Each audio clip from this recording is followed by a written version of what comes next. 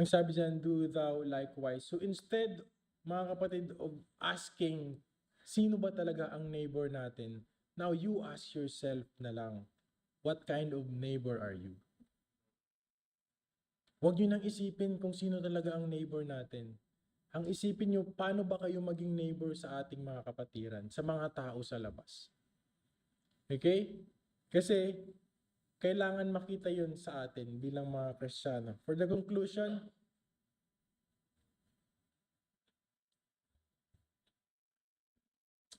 this parable is more than just a story.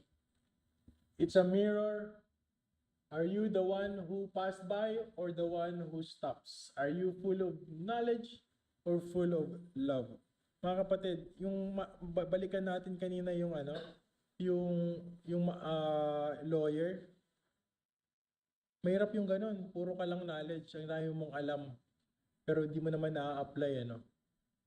Kaya nga palagi sinasabi ng Panginoon, o di kaya mostly yung mga tinatawag ng Diyos na maging mga missionaries, hindi naman sila yung mga galing talaga. Sila yung may mga puso. Kasi makikita nyo sa pinag-aaralan natin, o kung sasabihin ko sa inyo na hindi yung knowledge natututunan lang yun eh. Pag mag-aral ka, matututunan mo, pero yung compassion, pag wala ka talagang awa, kung wala talaga sa puso mo ang maglingkod, hindi yung pwedeng ituro sa iyo eh. Hindi yung pwedeng isiksik. Decision po talaga natin yan. Kaya again, mostly ng mga missionaries, hindi naman kaya, o mga tinatawag ng Diyos, I should say, na hindi naman sila yung mga kagalingan talaga. Sila yung may mga puso sa gawain. Kasi yun ang yun ang kailangan. Kumbaga, 95% desire talaga muna. 5% knowledge. And then, knowledge, pwede mo na siyang pag-aralan along the way. Natututunan mo yun eh. Yung knowledge, pwede natin pag-aralan yun. Pwede natin basahin Bible paulit-ulit. Pwede tayo mag-enroll sa mga Bible school. Pero yung desire, yung compassion, pag wala yun sa atin, wala. Again, ang mga tinatawag ng Panginoon mostly, hindi sila yung mga wise, di ba? Anong version ng sinasabi na uh,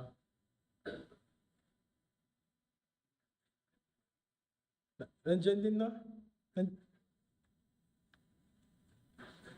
Verse 21?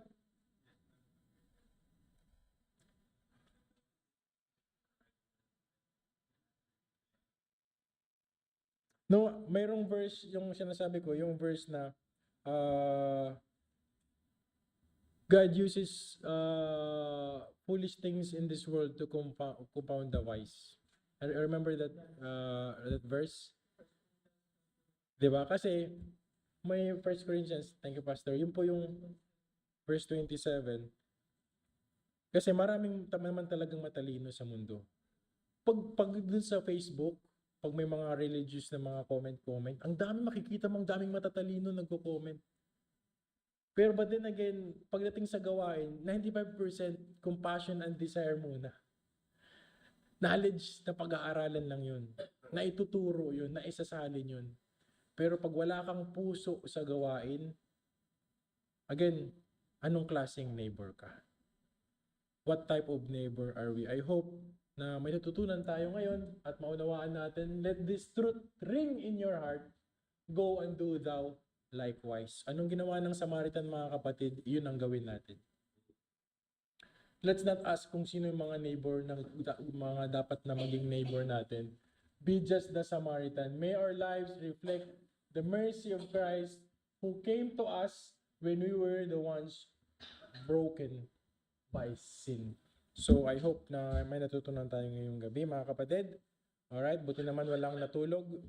And tayo po ay dumako sa prayer. Let us stand up and let's have a short prayer before ko ibalik kay Pastor. Oh, gracious Heavenly Father, I thank you, dear Lord, for this evening. Indeed, you reminded us that it doesn't matter kung sino yung mga neighbor namin na mamahalin o bibigyan ng compassion. But what matter the most, O God, is may reflect namin kami mismo na maging neighbor na kagaya ng Samaritan na to. I know the essence of the story, gusto mong maunawaan namin, Panginoon, na kami ay dapat maging Samaritan na neighbor. Instead of asking na dapat ganito ang klaseng neighbor na mayroon kami. Oh God, salamat po for reminding us and refreshing our minds na napaka-importante, Panginoon, ang magkaroon ng compassion o puso sa gawain. Because with compassion, Panginoon, ang aming mga sinasabi ay pwede namin mai-reflect sa aming mga gawa. Pero kung walang compassion sa aming mga puso, walang desire, walang mercy na kagaya ng pinakita mo sa amin, lahat ng aming pagsisimba ay magiging puro salita lamang, Panginoon. We have to worship you, Panginoon, with deeds as well. Hindi lang po dapat puro salita. So nawa, ng bawat kapatiran na nandito, kaluluwa na nandito, O God, ay bigyan mo ng puso sa gawain. On that way lamang po lalago itong aming gawain na binigay mo sa amin. Kami rin din naman po, Panginoon, ang iyong pinagkatiwalaan dito.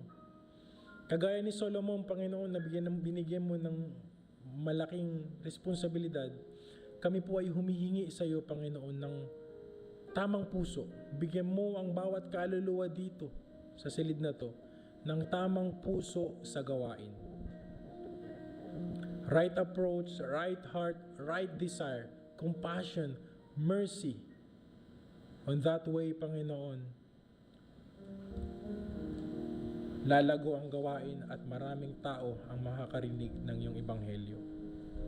And on the other hand, kung wala ito, Panginoon, sa gawain ito, we are just wasting our time. So, huwag mo sanang hayaan, Panginoon, masayang ang aming mga time, ang oras, ang aming effort. Mahirap, Panginoon, maging tapat. Pero kung bibigyan mo kayo, Panginoon, ng right desire, alam ko, ikaw rin ang nagbibigay ng desire, Panginoon. Give us the right desire and give us the right heart. In Jesus' name we pray. Amen.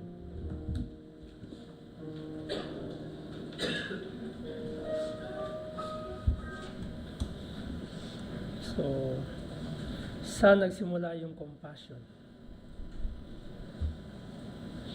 Where did compassion starts?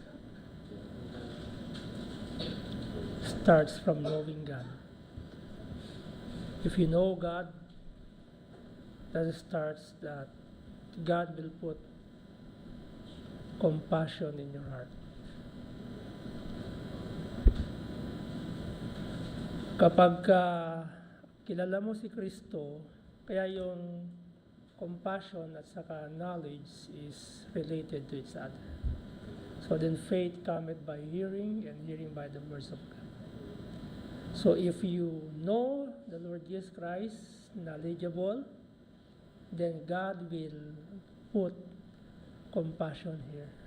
Because God will, He will put in your heart how God bestowed His compassion to you.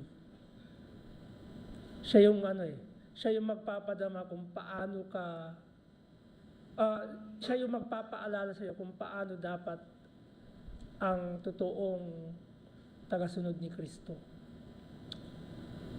Maawa ka doon sa tao kung paano ka kinawaan ni Kristo. Maawa ka dun sa mga tao kung paano ka kinaawaan ng Diyos. That's compassion. But first, we should to know who gives compassion. Of course, is God. Is God. Hindi lahat tayo mayroon ng compassion. Nagdoktora, tama? galing sa Diyos yun. Kasi nga, ipinaramdam sa atin ng Diyos yung awa. Dahil yung mga tao, mga walang awa talaga yan. Kailan nagsimula yung awa sa puso ng totoong Kristiyano? Kapag na kay Kristo ka na. Amen. Pero pag wala si Kristo, maniwala kayo sa akin, hanggang yung awa mo, gawa lang yun. Ang gawa ay malayo sa hindi ka ililigtas ng gawa. Okay? So again, compassion